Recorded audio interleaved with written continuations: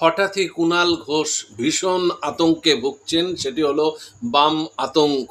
তাকে বামেদের এই আতঙ্ক পিছু ছাড়ছে না। গতকাল মীনাক্ষী মুখার্জি তার ফেসবুক লাইভে স্পষ্ট করে দেওয়ার পরও যে এই নবান্ন অভিযানে তাদের কোনো রকম সংস্পর্শ নেই বা মদত নেই, তা সত্ত্বেও তারা বলছেন যে বামেরাই পিছন থেকে মদত দিচ্ছে। আসল কথা হলো, তিনি জানেন যে বামপন্থী ছাত্র সংগঠন বা যুব সংগঠন যদি এই আন্দোলনের পিছনে থাকে তাহলে এটা একটা বিরাট রূপ নেবে।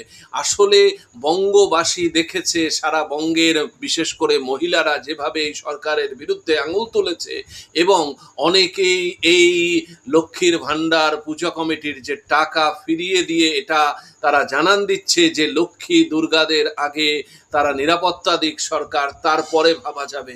তাই যেন তারা একটা সিঁদুরে মেঘ দেখছেন অচিন